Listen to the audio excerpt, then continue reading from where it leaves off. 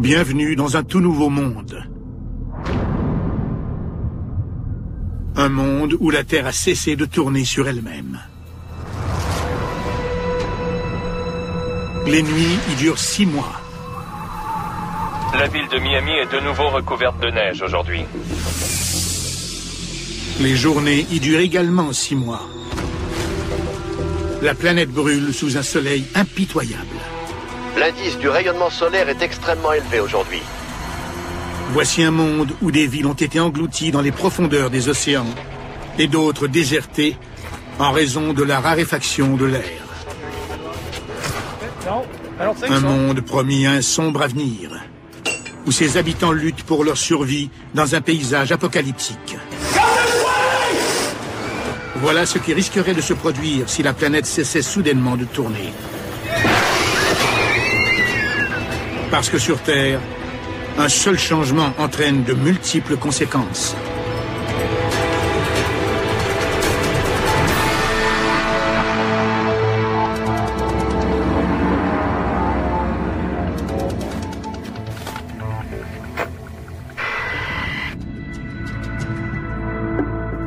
C'est un fait scientifique. Les planètes tournent sur elles-mêmes. Notre système solaire s'est formé il y a 4,5 milliards d'années, issu d'un nuage de gaz et de poussière en rotation. Dès leur formation, les planètes ont perpétué ce mouvement de rotation. Et encore aujourd'hui, elles tournent à peu près au même rythme. À l'équateur, la Terre tourne à plus de 1600 km/h.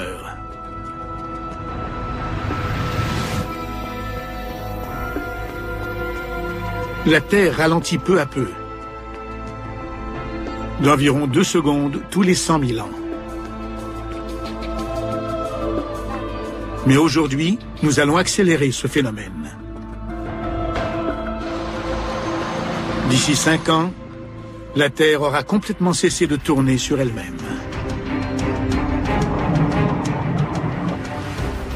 Qu'adviendra-t-il de nos océans, de nos continents, de l'air que nous respirons?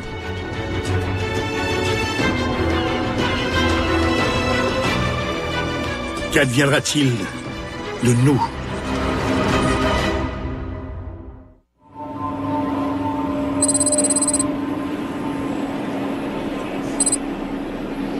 Le premier jour, le changement de vitesse de la rotation de la Terre est à peine perceptible, moins d'1 km/h. Pourtant, les conséquences sont dramatiques. À l'aéroport international de Miami, les premiers signes de perturbation se manifestent. Miami Tower, American 553, just turned on final. La plupart des avions commerciaux se dirigent à l'aide de systèmes GPS, qui permettent de déterminer la position de l'appareil grâce à des signaux émis par des satellites. L'une des composantes essentielles de ce système de localisation est le temps. Les horloges des satellites sont en contact quasi permanent avec le sol.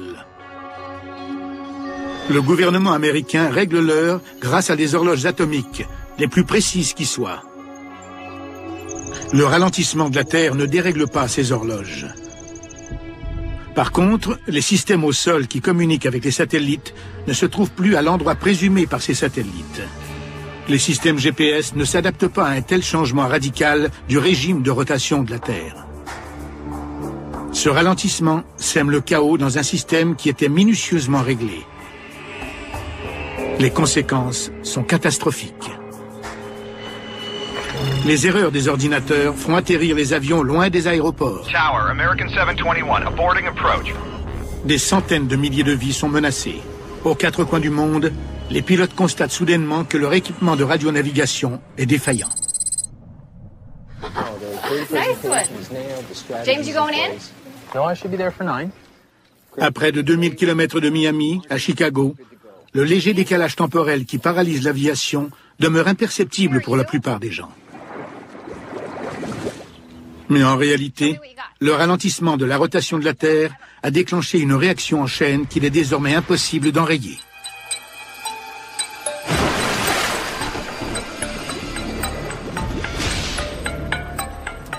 Nous réglons périodiquement nos horloges pour les synchroniser avec Dame Nature. Les jours rallongent, mais le processus est extrêmement lent. Cela nous donne le temps de nous y adapter.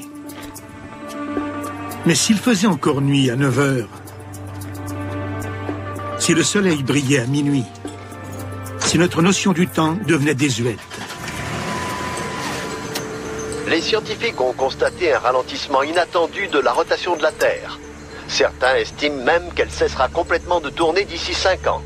Si tel est le cas, les conséquences seront tragiques. Selon les scientifiques, aucun pays ne serait épargné. Dès la première semaine, les problèmes se multiplient dans les villes du monde entier. Chaque nouveau jour est plus long que le précédent.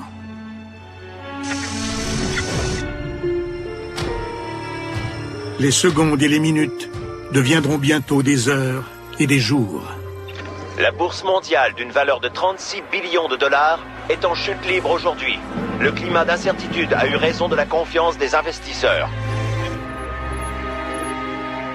Qu'adviendrait-il d'un monde divisé en jours de 24 heures s'ils en comptaient désormais plus de 24?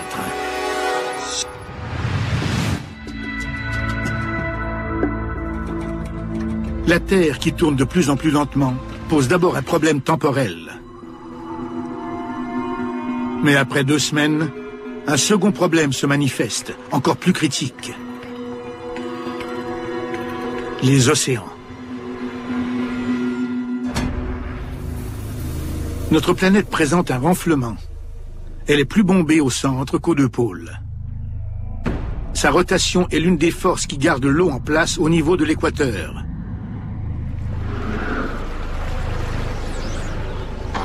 Mais comme la puissance de cette force diminue, les océans se mettent à bouger.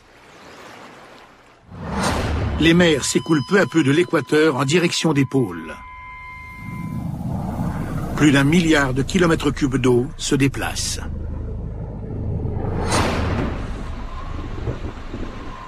Ce sont les régions nordiques comme l'Arctique canadien qui sonnent l'alarme en premier. 3 mois après le ralentissement de la rotation de la Terre, l'eau déferle sur les rives de l'Arctique, telle une baignoire qui déborde. Le niveau des mers ne cesse de monter et le gouvernement canadien a ordonné l'évacuation complète de l'Arctique.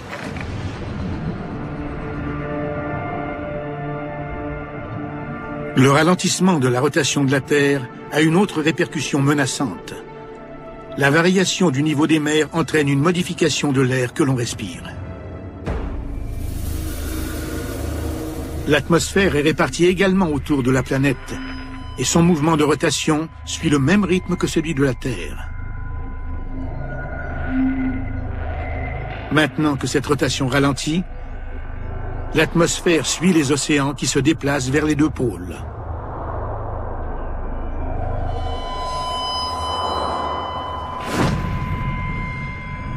Les villes des tropiques sont les premières touchées, dont Rio,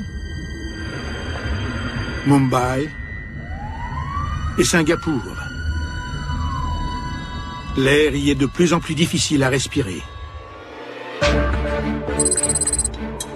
Plus au nord, les villes situées à plus haute altitude commencent aussi à éprouver des ennuis. Aux États-Unis, les adeptes d'escalade au Colorado en souffrent. À une altitude de 1500 mètres, ils ont plutôt l'impression de respirer à 4500 mètres. L'être humain peut ressentir les effets du mal de l'altitude à moins de 2500 mètres.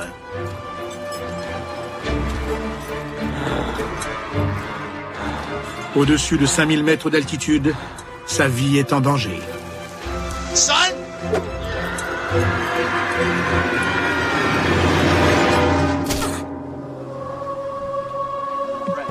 Le monde se transforme à un rythme accéléré et le pire est encore à venir.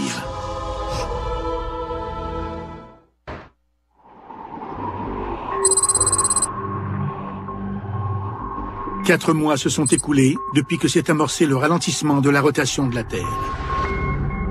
Sa vitesse a diminué de plus de 225 km/h.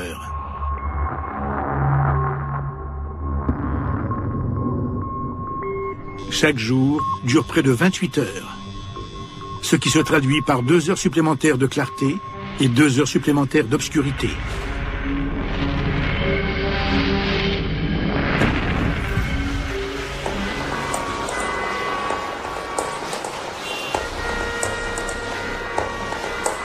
Ce décalage temporel a fait sombrer notre monde, les océans et l'atmosphère dans le chaos. Les autorités russes rapportent que les vastes champs pétrolifères du pays sont submergés.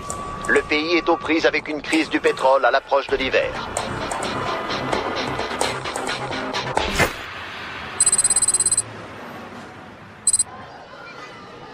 Aux États-Unis, les inondations et la raréfaction de l'air ne font pas encore de victimes. Les gens se débrouillent tant bien que mal. Mais tout à coup, un nouveau fléau meurtrier afflige la Terre entière.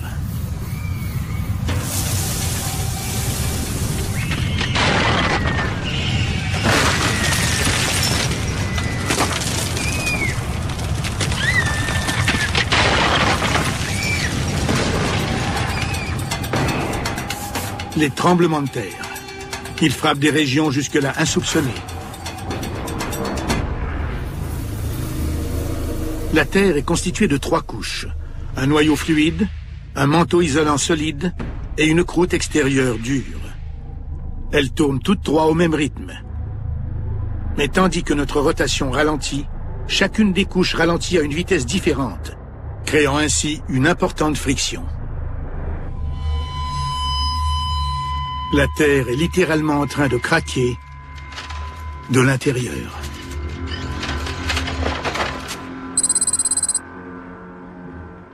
Les eaux qui entourent San Francisco ont toujours été sujettes aux tremblements de terre.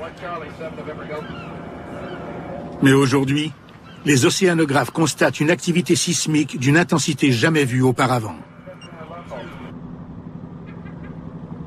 De profondes fissures dans le plancher océanique dégagent une chaleur intense. Des poissons tués par l'explosion flottent à la surface. L'activité volcanique à Chicago et dans ses environs a causé la fermeture de plusieurs grandes artères. Les experts conseillent aux gens de rester à la maison aujourd'hui.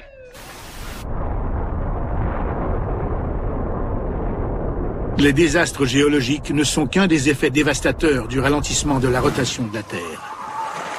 Les océans en déplacement sont tout aussi menaçants. Une diminution de la force centrifuge signifie que les océans continuent de s'échapper de l'équateur pour se diriger résolument vers les pôles. L'océan Arctique, qui était d'une profondeur d'environ 4500 mètres, atteint désormais plus de 13 000 mètres de profondeur. Toute cette eau vient des océans du Sud et les mers peu profondes comme la Manche s'assèchent à mesure que leur eau s'écoule vers les pôles.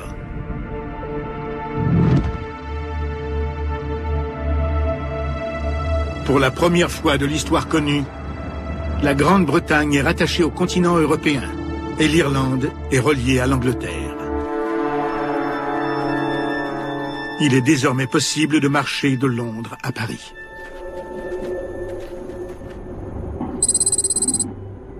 Et ce phénomène ne se produit pas seulement en Europe. Les célèbres plages de Miami se retrouvent à l'intérieur des terres, pendant que les océans déferlent sur les pôles. Cuba et la Floride sont aussi reliés par voie terrestre. Le Mexique s'est étendu du tiers de sa superficie. Et il n'y a pas que l'eau qui se déplace. Plus la rotation de la Terre ralentit, plus la couche atmosphérique rejoint les tiers supérieurs et inférieurs du globe. Ce sont les seuls endroits où l'air est encore respirable. New York, Londres, Toronto sont toujours sans danger. Mais la ville de Mexico et d'autres importantes agglomérations urbaines du Sud sont maintenant condamnées. Leur air est devenu irrespirable.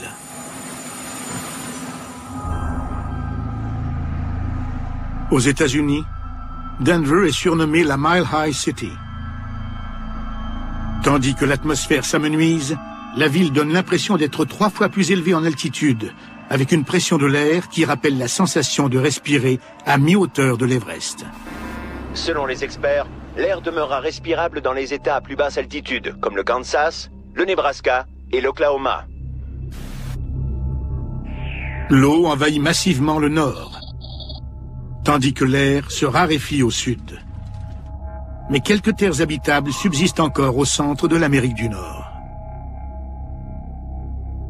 These areas are not expected to flood. They are calling this the habitable zone. Demeurer à Denver est une condamnation à mort. Come on, guys, let's go. Les enfants et les aînés en ressentent déjà les effets néfastes. You okay?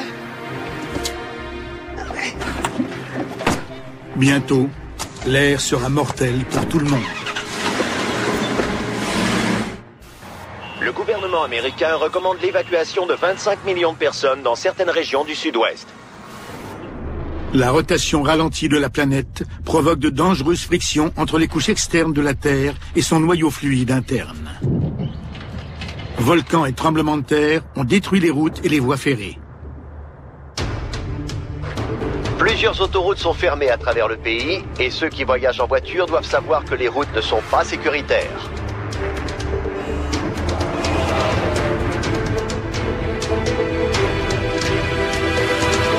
Tremblements de terre, volcans et violences font rage dans tout le pays. Les autorités préviennent ceux qui doivent voyager qu'elles ont peu de mesures de protection à leur offrir.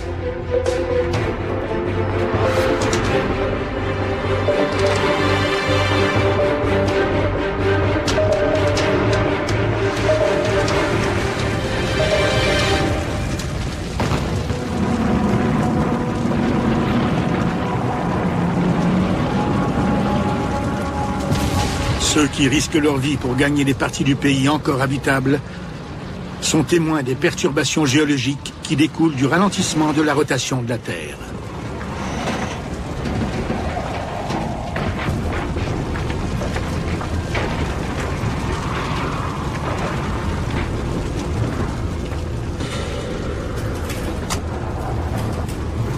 Tandis que les tremblements de terre dévastent le Midwest, le retrait des océans prive les grandes villes côtières de leur accès à l'eau. New York, Boston et Halifax se trouvent maintenant à l'intérieur des terres. L'Australie et l'Indonésie se sont réunis pour former un nouveau continent. Et la côte peu profonde de l'Asie n'a plus rien d'une côte.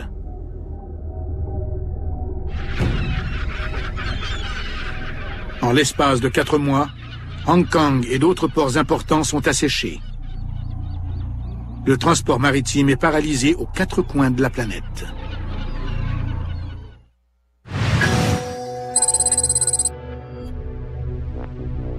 Il s'est écoulé à peine 1 an depuis que la rotation de la Terre a commencé à ralentir. Sa vitesse a maintenant diminué de plus de 340 km/h. Et le visage de la planète ne cesse de changer. Les eaux se déplacent toujours. Il y a 1 an, on franchissait la distance entre l'Angleterre et la France à pied. Mais ce ne sera bientôt plus possible. Au début, les zones peu profondes autour de l'Europe continentale se sont asséchées, alors que l'océan Atlantique convergeait vers le pôle Nord.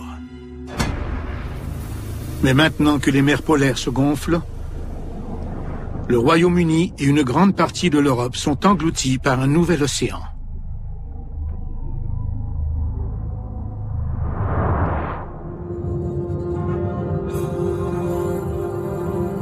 Londres a disparu. Berlin a disparu. Et Moscou aussi. Ces villes européennes historiques se retrouvent au fond d'une nouvelle mer. Des centaines de millions de personnes vivaient ici. Le Grand Nord canadien a également disparu. Il repose entièrement sous l'eau. Les métropoles du pays ont résisté. Toronto, Vancouver et Montréal. Mais les vastes océans sont toujours en mouvement.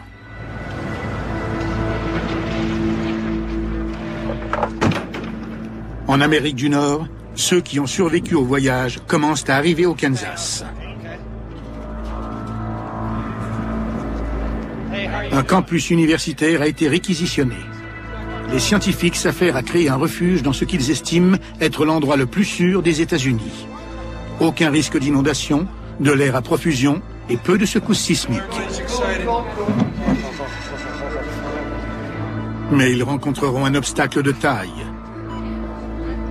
Il n'y a pas de livraison de nourriture dans ce monde sans dessus-dessous. Les routes sont impraticables. Si les réfugiés veulent manger, ils devront produire leur nourriture sur place. Le désastre est d'une ampleur exceptionnelle, du jamais vu. Les survivants qui ont réussi à se rendre jusqu'ici sont livrés à eux-mêmes. La lutte promet d'être difficile. Et pourtant, ils comptent parmi les plus chanceux.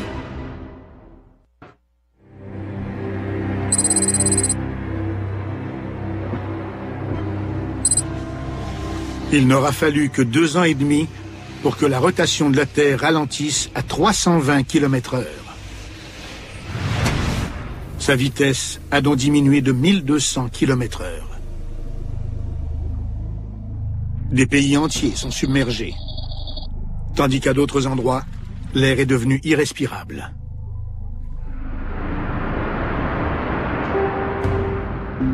Les survivants subissent une autre conséquence dévastatrice de ce ralentissement. Aux 4 coins du monde, des gens tentent désespérément de dormir. Chaque journée dure maintenant 2 jours et demi plus longtemps. C'est la même chose pour chaque nuit. L'être humain n'est pas fait pour dormir dans un monde où il fait jour pendant plus de 60 heures consécutives. Il ressent la même sensation qu'un décalage horaire, mais cette fois, c'est un état permanent.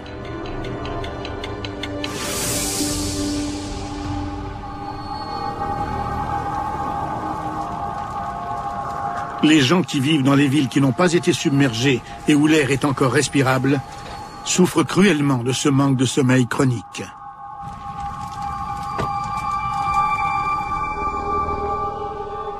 Ils ont la vue embrouillée et ils manquent de contrôle musculaire. Hey, you okay?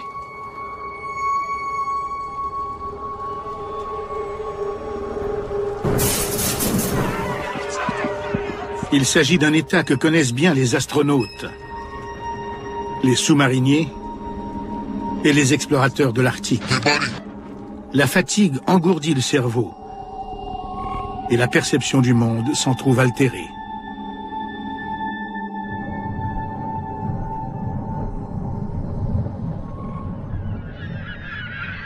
Le ralentissement de la rotation de la Terre a un effet tout aussi dévastateur chez les animaux.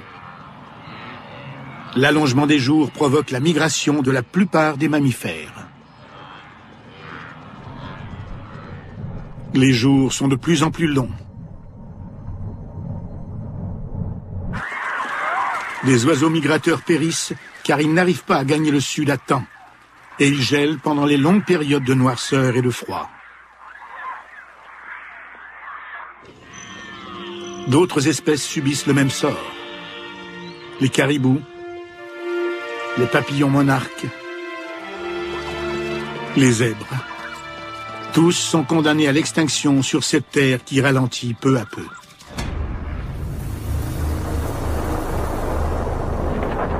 Tandis que les océans poursuivent leur chemin vers les pôles, un nouveau supercontinent se forme aux latitudes moyennes de la Terre. Un groupe d'océanographes de San Francisco est déterminé à se rendre là-bas. Ces survivants veulent repartir à zéro sur ce qui était autrefois le plancher océanique.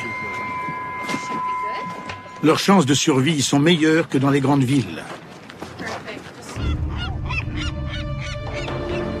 Il s'agit d'une décision dictée par le désespoir. Mais sur cette planète en péril, rares sont les options sûres. En l'espace de 2 ans et demi, la vie sur une planète au ralenti est complètement bouleversée. Et le pire est encore à venir. 4 ans se sont écoulés depuis que la Terre a commencé à ralentir graduellement. Aujourd'hui, elle tourne à 60 km/h.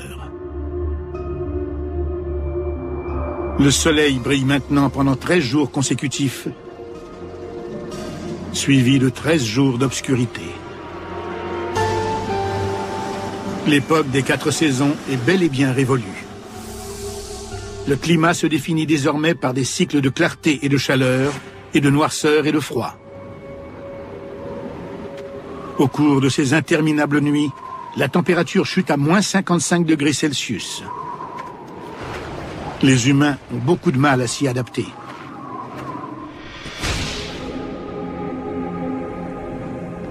Les villes nord-américaines ont été englouties par les océans Atlantique et Pacifique, qui ne forment plus qu'un.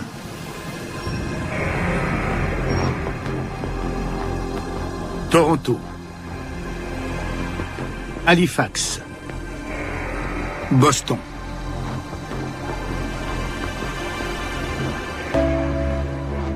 Des millions de personnes ont péri aux États-Unis et au Canada. Le nouvel océan n'épargne pas New York, qui est également englouti. Mais ici, la profondeur de l'eau ne dépasse pas 100 mètres. Les gratte-ciels de la ville ne sont qu'à demi submergés. Chicago, l'une des villes les plus au sud de la région des Grands Lacs, se fait finalement engloutir par l'océan.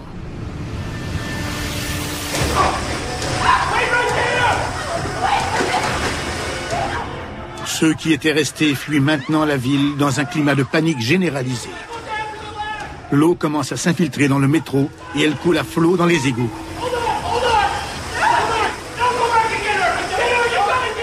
Bientôt, la ville entière sera submergée.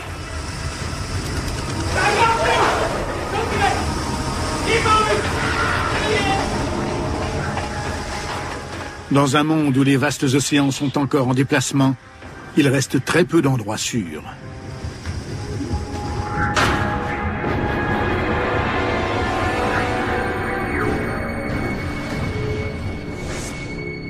L'Afrique, l'Australie et l'Amérique du Sud sont inhabitables en raison de la raréfaction de l'air.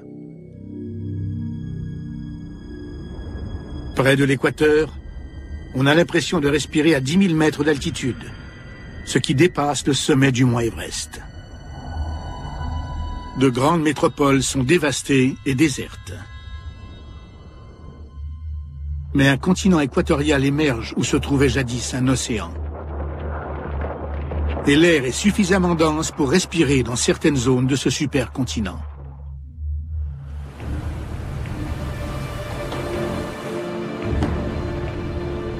Un navire avec à son bord de jeunes explorateurs met le cap vers l'ouest pour établir une nouvelle colonie sur ce qui était le plancher océanique.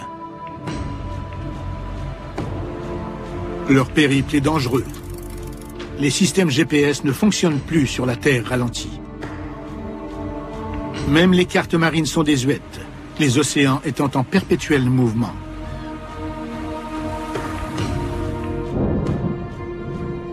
Dans ce monde sauvage et changeant, le temps est de plus en plus imprévisible.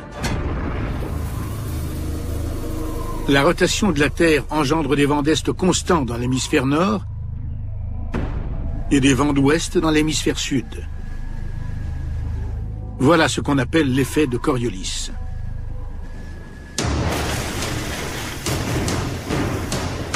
Mais à mesure que la rotation de la Terre ralentit, la configuration des vents devient imprévisible. De nouveaux anticyclones se forment et balaient la planète. Des tempêtes déchaînées s'abattent sur les océans. Elles peuvent durer des semaines.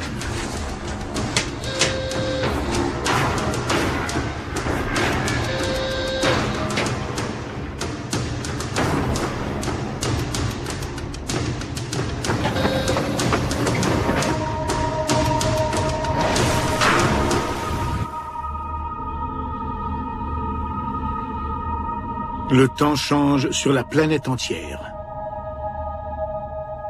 13 jours d'obscurité entraînent des vagues d'un froid glacial aux 4 coins du globe.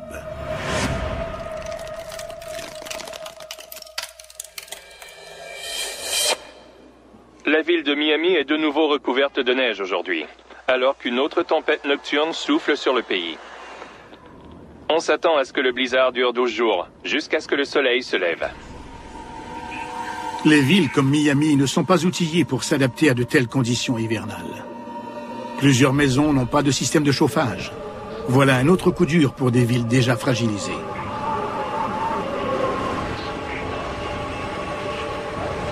Et la vie sur Terre promet de devenir encore plus pénible.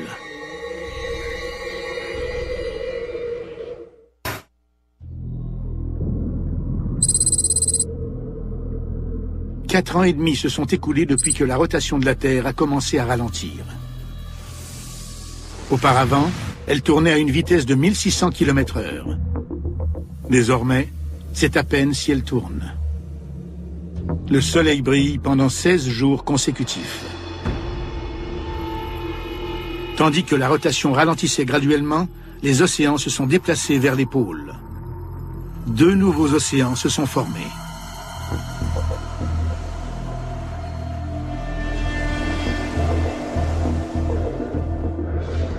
Le Kansas se trouve maintenant sur la côte de la nouvelle mer du Nord, puissante et profonde de 16 km.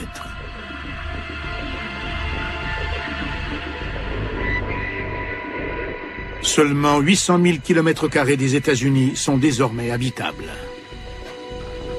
Moins d'un dixième de l'ancienne superficie du pays.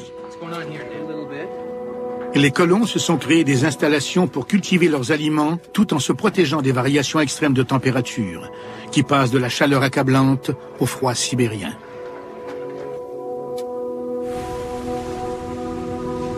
Les nouveaux océans offrent les meilleures chances de se nourrir.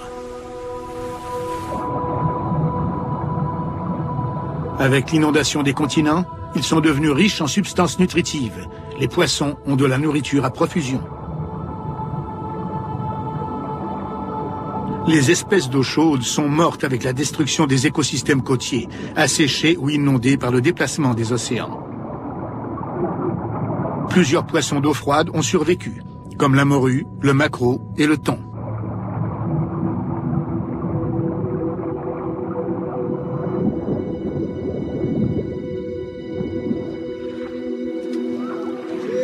Des hommes et des femmes qui avaient vécu de l'agriculture se mettent à la pêche, là où un nouvel océan recouvre les plaines du Midwest.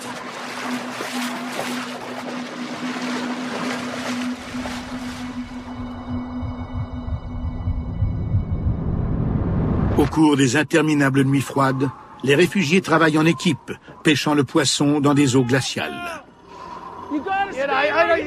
Ils rapportent leur prise à la colonie. Ils risquent leur vie à moins 55 degrés Celsius, une température que le corps humain ne peut supporter que quelques minutes. Mais la pêche sur glace ne suffit pas à nourrir le nombre toujours croissant de réfugiés nord-américains.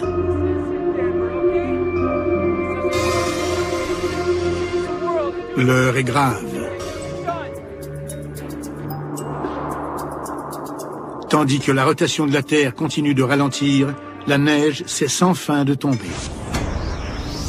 L'effet de Coriolis dû à la rotation de la Terre contrôlait les conditions météorologiques, mais il est désormais négligeable. Les tempêtes sont de plus en plus prévisibles. Une rotation ralentie donne naissance à un régime climatique plus stable. Mais il y a encore d'importantes variations de température entre les journées torrides et les nuits froides.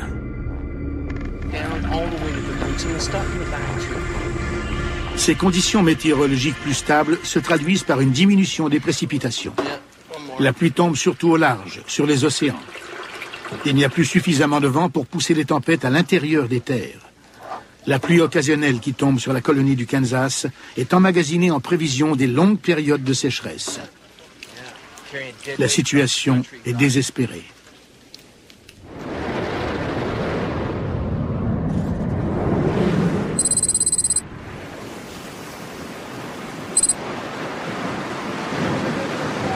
En mer, les océanographes qui sont partis de San Francisco s'échouent sur le supercontinent.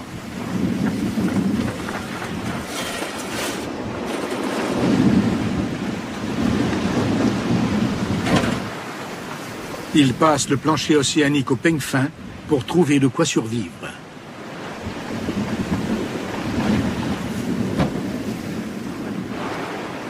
Leur décision de vivre isolés là où se trouvait auparavant l'océan est risquée.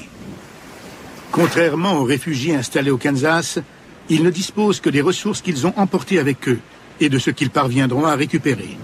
Par contre, s'ils réussissent, ils jouiront de la plus vaste superficie de terre habitable de la planète.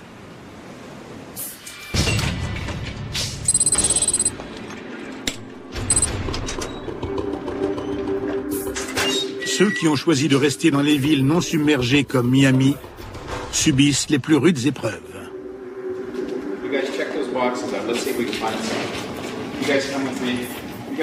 Ici, la vie est sauvage. Il n'y a presque rien à manger. Les coupures d'électricité sont monnaie courante. L'eau potable est difficile à trouver. Il n'y a plus de livraison de denrées alimentaires, que ce soit par voie terrestre ou maritime. Le confort que procuraient les progrès technologiques est chose du passé. Quand les ressources disponibles seront épuisées, Miami n'aura plus rien à offrir à ses habitants.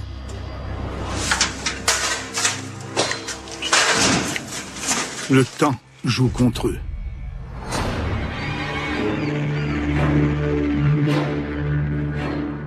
Certains, voyant la fin approcher, décident de partir. Ils doivent trouver un endroit qui n'est pas enclavé comme Miami. Pour survivre dans ce monde profondément désorganisé, un accès à l'eau est indispensable. Mais cette eau se trouve à des milliers de kilomètres.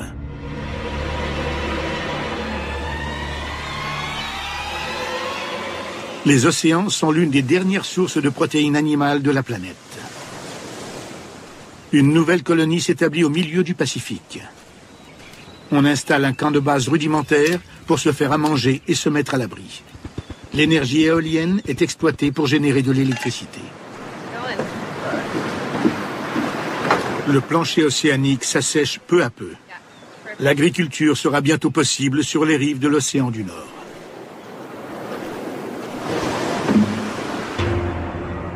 Mais à la nuit tombée, le climat hostile menace la survie des colons. Plus de 16 jours consécutifs d'un froid sibérien sous des abris de fortune, exposés aux intempéries sur le supercontinent. Sans compter que lorsque la Terre cessera complètement de tourner, d'autres changements funestes affecteront la planète.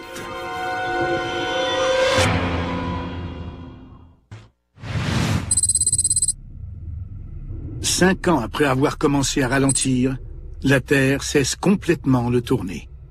Les océans, l'atmosphère et le climat ne connaissent plus de fluctuations. Un supercontinent entoure le centre de la planète. Deux vastes océans partent des pôles jusqu'aux latitudes moyennes. Toutes les terres à proximité de l'équateur sont privées d'air. Plus de la moitié du nouveau continent est inhabitable, étant trop élevé au-dessus du niveau de la mer. La Terre ne tourne plus sur elle-même, mais elle est toujours en orbite autour du Soleil.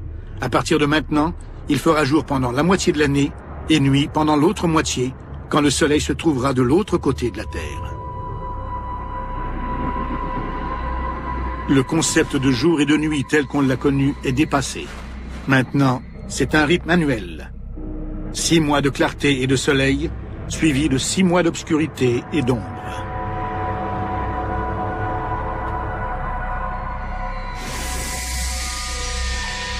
Le soleil projette ses rayons foudroyants sur la Terre.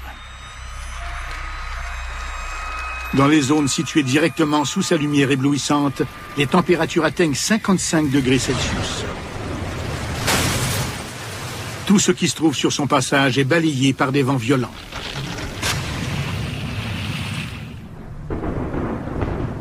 Dans les régions exposées moins directement aux rayons ardents du soleil, les conséquences sont moins meurtrières. Sur le nouveau supercontinent près d'Hawaï, il pleut à torrents pendant 1 mois. Pendant qu'un ouragan provoque des tempêtes à des milliers de kilomètres plus loin. Cette pluie torrentielle fournit suffisamment d'eau pour le reste de l'année. Mais tous n'ont pas cette chance. Ceux qui ont cherché refuge au Kansas se trouvent à des milliers de kilomètres au nord des rayons brûlants du soleil. Ils comprennent qu'avec le climat stable d'une terre immobile, il ne pleuvra plus jamais chez eux. Les colons ne peuvent pas dessaler l'eau de l'océan en raison de l'effondrement du système électrique.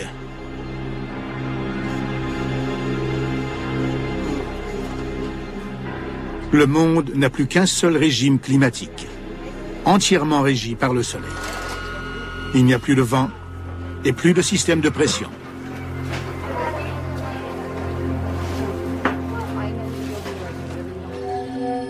La longue nuit noire porte le coup de grâce. La température nocturne plonge sous la barre des moins 55 degrés Celsius, soit près de 20 degrés plus froid que l'hiver arctique moyen. Les nouveaux océans polaires gèlent et demeurent gelés à l'année. Sur une terre immobile, les habitants du Kansas sont condamnés. La colonie établie au milieu du Pacifique se trouve à 1700 km de la trajectoire du Soleil. Ils peuvent pêcher sans avoir à casser la glace.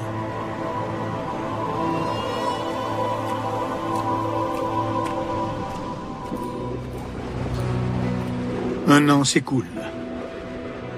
Plus de 6,5 milliards d'êtres humains ont péri.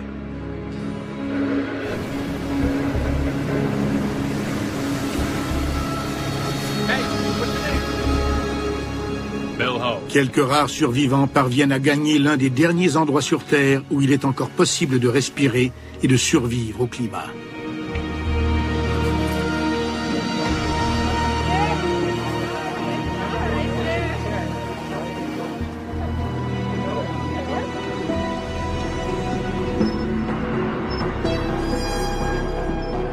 Le cycle d'obscurité et de lumière, de froid et de chaleur, d'humidité et de sécheresse se répétera jusqu'à la fin des temps. Le soudain ralentissement de la rotation de la Terre a reconfiguré la planète entière. Évidemment, ça ne se produira jamais ainsi. Mais cette simulation nous fait prendre conscience de l'équilibre précaire qui préserve notre planète. 75% des Américains croient aux phénomènes inexpliqués et la moitié d'entre eux affirment avoir expérimenté le paranormal. Vous seriez surpris de savoir qui. Fantôme chez les stars, dans un instant, à Canal D.